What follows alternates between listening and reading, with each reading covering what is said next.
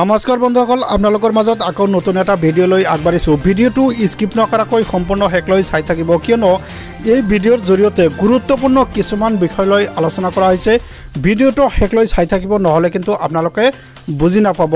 আপোনালোকে বহুত হেৰাছমেণ্ট হৈছে, হয় আপোনালোকে কিন্তু বহুত হেৰাছমেণ্ট হৈছে।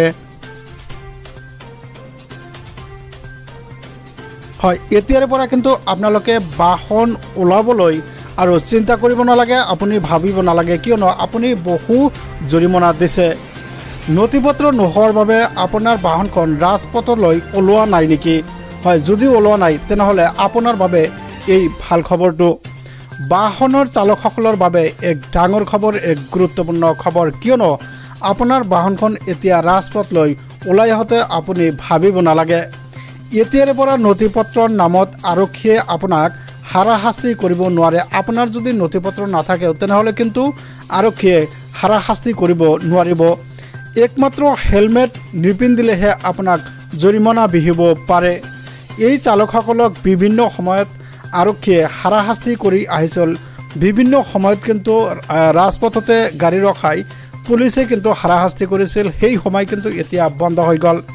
এই কাৰ্য বন্ধ কৰিবলৈ সিদ্ধান্ত ল'লে আমাৰ মুখ্যমন্ত্ৰী ডক্টৰ হিমন্ত বিশ্ব শৰ্মাই। আগন্তুক 15 দিনৰ ভিতৰত প্ৰযোজ্য হ'ব এই নিয়ম। আপুনি যদি বাহন লৈ ৰাস্তালৈ ওলাইছে তেনেহ'লে আপুনি আৰু টেনশ্যন কৰিব নালাগে। আপোনাৰ হাতত যদি লাইচেঞ্চ বা RC বা যিকোনো পলিউশ্যন যদি নাথাকে তথাপিও আপুনি টেনশ্যন কৰিবলগীয়া একো নাই। এইসকল চালককো আৰক্ষীয়ে কৰিব নোৱাৰিব হাৰাশাস্তি। হয়, আপোনালোকে চাইছে এক ডাঙৰ খবৰ, এক গুৰুত্বপূৰ্ণ খবৰ, কিয়নো 4 বাৰলৈ আইন ভংগ কৰিলেই বিহিব নোৱাৰিব জৰিমনা। আপুনি যদি একেৰাহে 4 বাৰকৈ ভুল কৰে তথাপিও কিন্তু আৰক্ষীয়ে জৰিমনা বিহিব নোৱাৰিব। কিন্তু যদি আপুনি 5ম বাৰৰ বাবে ভুল কৰে তেনেহ'লে কিন্তু আপুনি জৰিমনা ভৰিব লাগিব। এই কথা ঘোষণা কৰিছে আমাৰ ৰাজ্যৰ মুখ্যমন্ত্ৰী ডক্টৰ হিমন্ত বিশ্ব শৰ্মাই। আমাৰ লগত হিমন্ত বিশ্ব শৰ্মাৰ মন্তব্য আছে, আপোনালোকক শুনাবলৈ চেষ্টা কৰিম, আপোনালোকে শুনক।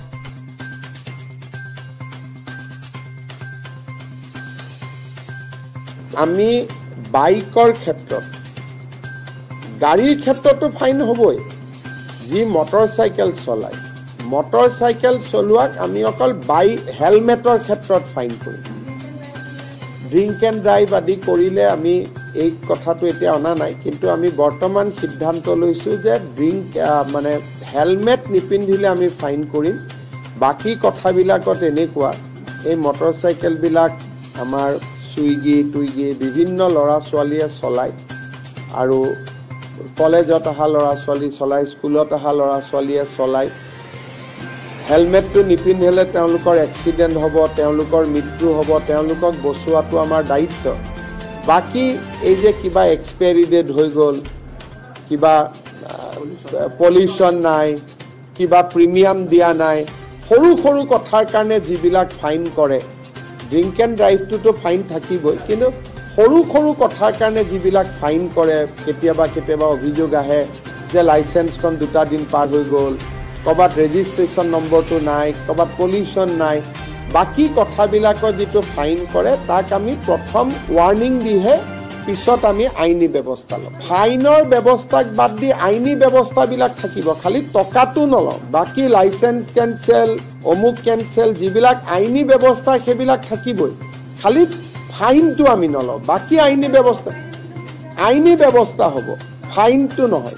আইনী ব্যৱস্থা থাকিবই, লাইচেঞ্চ কেঞ্চেল হোৱা, কিবা হোৱা, আইনী ব্যৱস্থাবোৰ থাকিব। কিন্তু আপোনালোকে যে চৰকাৰক অভিযোগ কৰি থাকে চৰকাৰে টকা লয়, দৰমহা দিব পইচা নাই, সেইটো আমি নোহোৱা কৰি দিছোঁ, যে আমাক টকা নালাগে, আইনী ব্যৱস্থা আমি ল'ম।